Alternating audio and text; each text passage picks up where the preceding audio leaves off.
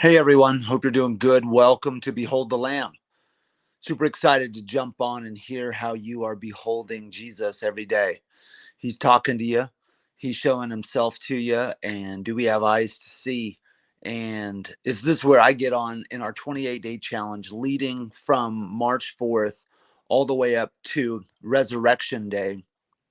And just talk about how God is revealing himself to you every day. I want to share a story about how he's revealing himself to me, but really, I want to hear from you as to how practically he's revealing himself to you every day. Maybe in the word of God, maybe it's through a song, maybe it's through a conversation with a friend, or maybe just feeling the love of the Lord. So many ways that God is speaking to us. And I just love that we are changing the narrative. So many people are beholding darkness and there's tons of it around, but who is beholding the lamb? And John 1 says it this way: behold the lamb who takes away the sin of the world.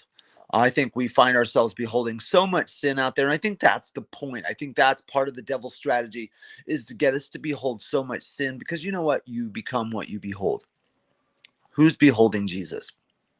So we're doing this 28-day challenge to shift the narrative, to train our neural pathways to behold God. And if we do that, you will find for the rest of your life that you'll just see God every day showing up for you in amazing ways. And so I want to hear your story. How are you beholding the Lamb today? And some days it's super easy because God shows up in ways that, gosh, you could understand easily. Other times you got to look for it. Other times it's in that small conversation with someone, or maybe it's in a interaction with someone that you may not be good friends with. Maybe they rub you the wrong way, but God's in it for some reason, and you're able to behold him in a way that is unfamiliar. That's the point. God's mercies are new every morning. So how are you beholding the Lamb?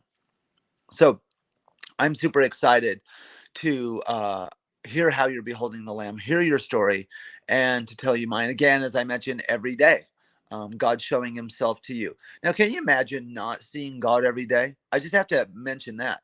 I think most of us, even as Christians, go through our life and just, well, I mean, he's showing up generally. I know he's there, but I really don't see him. Can you imagine that? Imagine not seeing the Lord. Imagine being in relationship with a God who would only show himself to you. You could only see him occasionally, sort of like Santa Claus, right? He's there. We know he's there, but we don't actually see him.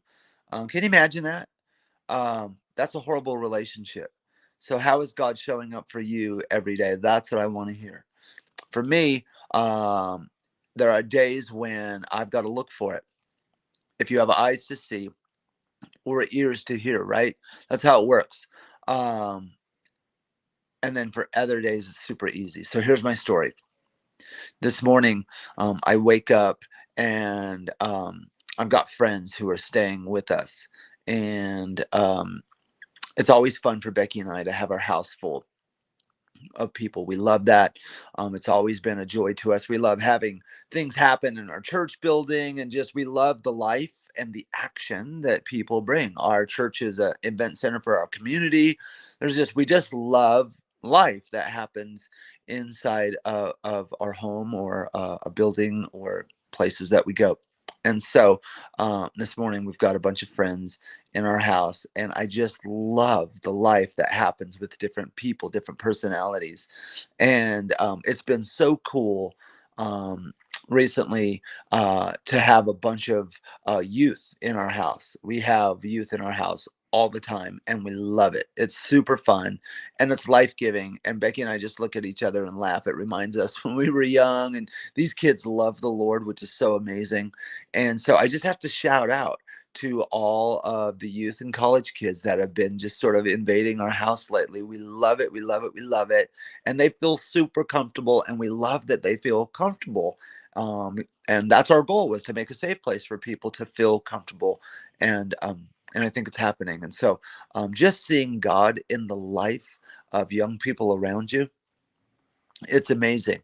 I don't know if you grew up in an environment where you were to be seen and not heard and all that stuff, but that's not the way we roll. That is not the way that heaven rolls. And these kids, like I said, they love the Lord, and there's so much life. And I love to hear their conversations. about superheroes, about life, about just laughing and fun and things that they would call just stupid stuff, but it's not. It's amazing. And hearing them plan their lives and think about God and the future. And sometimes we get into serious conversations, and other times it's just a ton of fun. So we just love their hungry hearts, their teachable hearts to learn about God. And that's how I'm seeing the Lord every day is, and especially this day, in conversations with youth.